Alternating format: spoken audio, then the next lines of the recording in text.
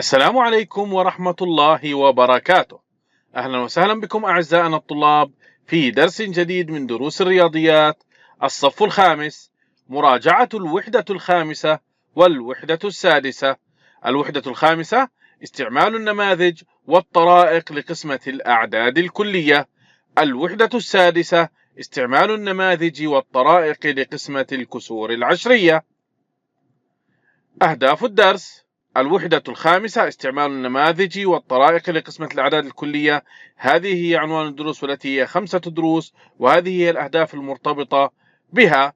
أما الوحدة السادسة عزيزي الطالب والتي هي استخدام النماذج والطرائق لقسمة الكسور العشرية، فهي تحتوي على 5 دروس، وهذه هي الأهداف المرتبطة بكل درس. الدرس الأول: الوحدة الخامسة استعمال الأنماط والحساب الذهني في القسمة. تمرين 1: أوجد ناتج 32,000 تقسيم 80 مستعملا الحساب الذهني. الحل: استعمل الحقائق الأساسية وأنماط القيمة المنزلية للمساعدة. لاحظ عزيزي الطالب، ما هي حقيقة القسمة الأساسية المرتبطة بهذين العددين، المقسوم والمقسوم عليه؟ أحسنتم، هي 32 تقسيم 8، ونلاحظ أن 32 تقسيم 8 تساوي 4. الآن عزيزي الطالب، لو قمنا بإضافة صفر إلى كل من المقسوم والمقسوم عليه فإن ناتج القسمة لا يتغير، لذلك تصبح 320 تقسيم 80 يكون الناتج أيضا 4. الآن عزيزي الطالب، لو أردنا إضافة أصفار على المقسوم نلاحظ أن المقسوم عليه هو العدد المطلوب إيجاد ناتج القسمة عليه في المسألة الأصلية، فإننا سوف نبقيه كما هو لتصبح 3200 تقسيم 80.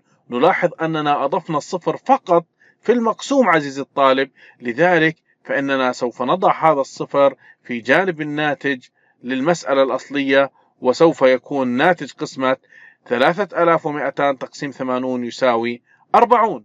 الآن عزيزي الطالب، لو أضفنا صفرا آخر لتصبح 32,000 تقسيم 80، نلاحظ أننا في هذه الحالة أضفنا صفرين إلى ناتج هذه المسألة، فإننا سوف نضيف صفرين إلى الناتج ليكون 400. إذا عزيزي الطالب، 3210 تقسيم 8 عشرات ماذا يساوي؟ أحسنتم أعزائنا الطلاب، هو 400. تطبيق 1: أوجد ناتج 81,000 تقسيم 90 مستعملا الحساب الذهني. أوقف الفيديو، حل التدريبات، أكمل الفيديو بعد إنهاء الحل. أحسنتم أعزائي الطلاب، ها هو الحل موجود أمامك، قم بتقويم حلك. الآن الدرس الثاني: الوحدة الخامسة تقدير ناتج القسمة على عدد من رقمين. تمرين 1: قدر ناتج 364 تقسيم 57. الآن عزيزي الطالب، الحل: استعمل الأعداد المتناغمة والأنماط للقسمة. كيف سوف نستعمل الأعداد المتناغمة والأنماط لقسمة هذين العددين؟ لاحظ عزيزي الطالب أننا سوف نحتاج إلى عددين قريبين من الأعداد الموجودة أمامنا، وتكون نواتج قسمتهما بسيطة. فكر في عددين بسيطين. نلاحظ أن العدد الأول لو أخذنا العشرات والمئات والتي هي 36، ولو أخذنا العشرات في المقسوم عليه فهو 5. 36 لو أردنا قسمتها على 5 نلاحظ أنه لنجد عدد مناغم لها سوف يكون 6، لتكون 36 تقسيم 6 ويكون الناتج 6. الآن لو قمنا باستبدال 364 ب 360 وال57 قمنا باستبدالها ب 60 لتصبح 360 تقسيم 60، والتي هي 36 10 تقسيم 6 عشرات ليكون الناتج 6. إذن 364 تقسيم 57 يساوي تقريبا 6. تطبيق 1: قدر ناتج 613 تقسيم 93.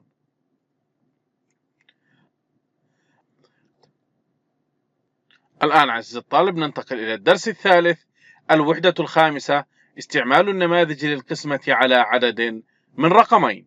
تمرين 1: أوجد ناتج 195 تقسيم 13. الآن عزيزي الطالب لاحظ الحل.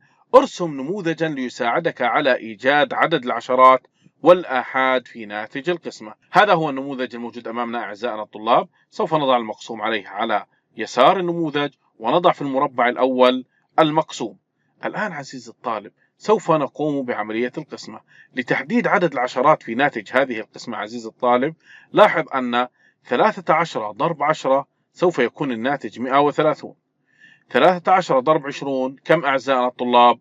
أحسنتم، 260. ونلاحظ أن 195 وهو المقسوم يقع بين 130 وال260، لذلك سوف نأخذ العدد الأقل والذي هو 13 ضرب 10 والذي هو 130. إذا سوف نضع واحد من العشرات ضرب 13 ليكون الناتج 130، ثم نقوم بالطرح.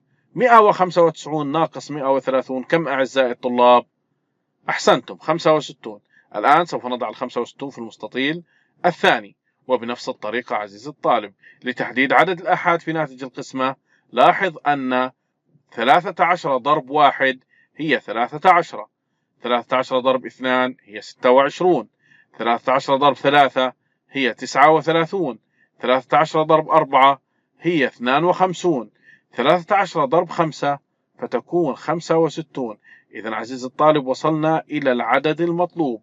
الآن سوف يكون 5 من الآحاد وسوف نضع 65 لكي نقوم بعملية الطرح. 65 ناقص 65 ويكون الباقي 0. إذا عزيزي الطالب 5 من الآحاد وواحد من العشرات هي 15. إذا 195 تقسيم 13 يكون الناتج 15. تطبيق 1. أوجد ناتج 154 تقسيم 14. الآن أعزائنا الطلاب ننتقل إلى الدرس الخامس، الوحدة الخامسة، القسمة على مضاعفات العدد 10. تمرين 1. أوجد ناتج 461 تقسيم 50.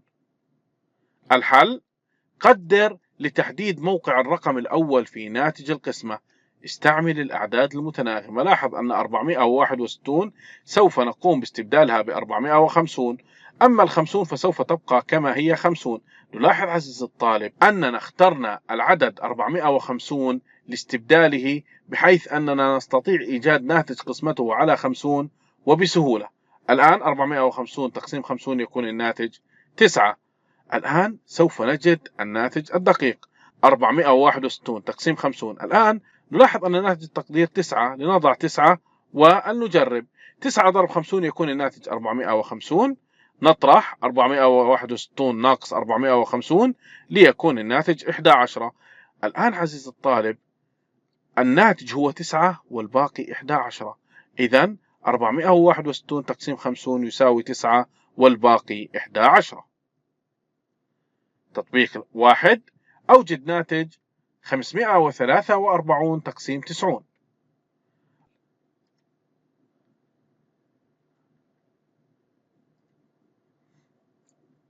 ننتقل الآن إلى الدرس السابع من الوحدة الخامسة، القسمة على عدد من رقمين. تمرين 1. أوجد ناتج 946 تقسيم 13. الحل: حسب الخطوات السابقة، اقسم، اضرب، اطرح، قارن. الآن لنبدأ في 9 تقسيم 13. هل يجوز أعزائي الطلاب؟ أحسنتم، لا، التسعة أقل من 13، لذلك سوف نأخذ العدد 94. 94 تقسيم 13 كم أعزائي الطلاب؟ أحسنتم، 7. 7 ضرب 13 سوف يكون الناتج 91. الآن نذهب إلى الخطوة الثالثة والتي هي الطرح. 94 ناقص 91 أحسنتم 3. الآن 3 تقسيم 13 هل يجوز؟ الثلاثة أقل من 13، لذلك سوف نسأل أنفسنا السؤال التالي: هل يوجد رقم لم نقم باستخدامه بعد؟ نعم أحسنتم، لدينا الرقم 6. سوف نقوم بإنزاله. 36 تقسيم 13 أحسنتم أعزائي الطلاب هي 2. 2 ضرب 13 يكون الناتج 26.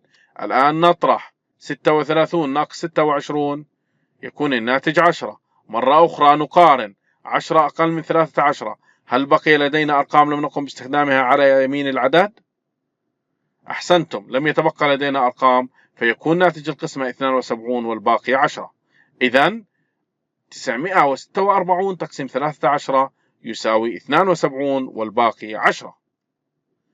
الآن نذهب إلى التطبيق الأول. أوجد ناتج 789 تقسيم 19.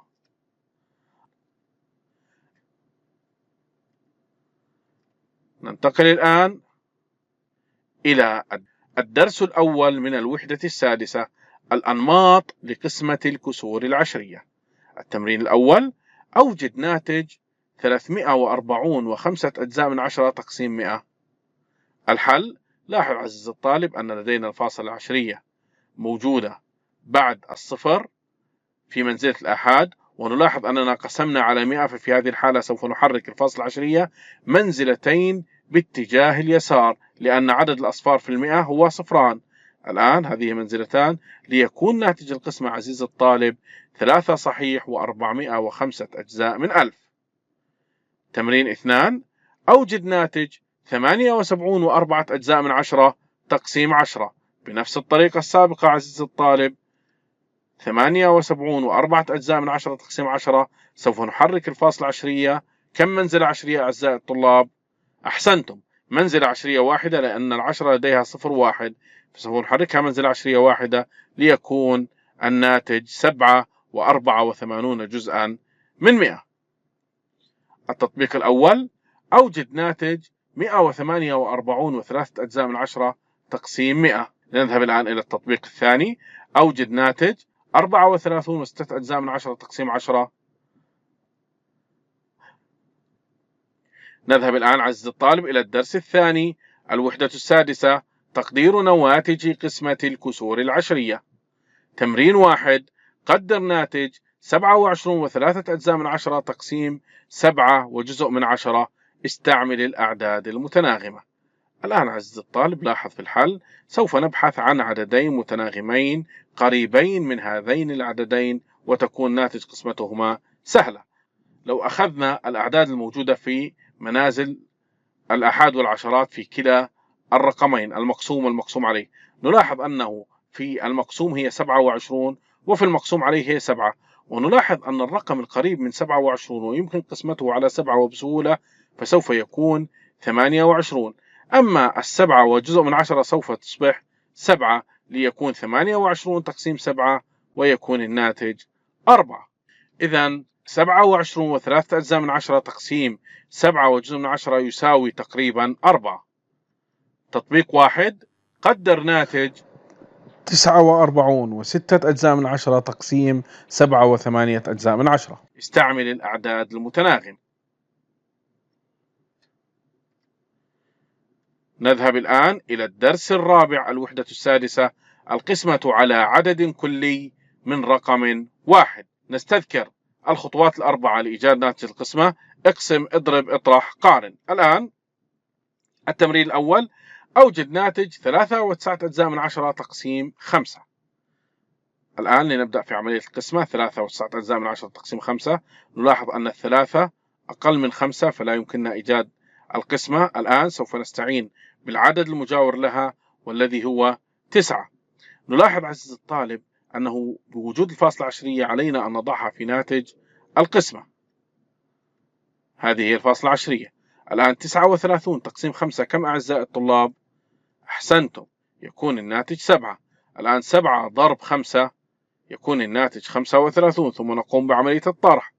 39 ناقص 35 كم أعزائي الطلاب؟ 4. الآن أعزائنا الطلاب، الأربعة أقل من 5، ولكن وبما أننا نتعامل مع قسمة الكسور العشرية فإنه لا ينتهي الحل عند الحصول على رقم أقل من المقسوم عليه، فإنه بإمكاننا أن نضع أصفار على يمين الفاصلة العشرية، حيث أن الأصفار على يمين الفاصلة العشرية لا تؤثر في قيمة العدد شيء. نضع الآن 0 وننزل الصفر بجانب 4 لتصبح 40. 40 تقسيم 5 أعزائنا الطلاب هي 8. 8 ضرب 5 يكون الناتج 40. 40 ناقص 40 ويكون الناتج 0. إذا ناتج القسمة هو 78 جزءا من 100. تطبيق 1. أوجد ناتج 18 و8 أجزاء من 10 تقسيم 2. الدرس الخامس: الوحدة السادسة، القسمة على عدد كلي من رقمين. الآن عزيزي الطالب، التمرين الأول: أوجد ناتج 3 و3 أجزاء من 10 تقسيم 15. الآن نكتب عملية القسمة بنفس الطرق السابقة. نلاحظ في القسمة 3 تقسيم 15، 3 أقل من 15 فلا يجوز، فلذلك سوف نستعين في العدد المجاور لها، ولكن بوجود الفاصلة العشرية سوف نضع الفاصلة العشرية في الناتج لتصبح 33 تقسيم 15 كم أعزائي الطلاب؟ 2. 2 ضرب 15 يكون الناتج 30. نطرح الآن 33 ناقص 30 كم؟ 3. الآن 3 أقل من 15، ولكن كما تعلمنا في الدرس السابق أنه الثلاثة في منزلة الأجزاء من 10 لا تؤثر فيها لو أضفنا أصفارا على يمين العدد، لأن الأصفار على يمين العدد بعد الفاصلة العشرية لا تؤثر في قيمة العدد شيء. سوف نضع الآن الصفر ونقوم بإنزاله بجانب الثلاثة لتصبح 30. 30 تقسيم 15، أحسنتم، 2. 2 ضرب 15 30، ثم نقوم بعملية الطرح 30 ناقص 30 ليكون الباقي 0. إذا ناتج القسمة أعزائنا الطلاب هو 22 جزءا من 100. الآن نذهب إلى التطبيق الأول. أوجد ناتج 91 و8 أجزاء من 10 تقسيم 27.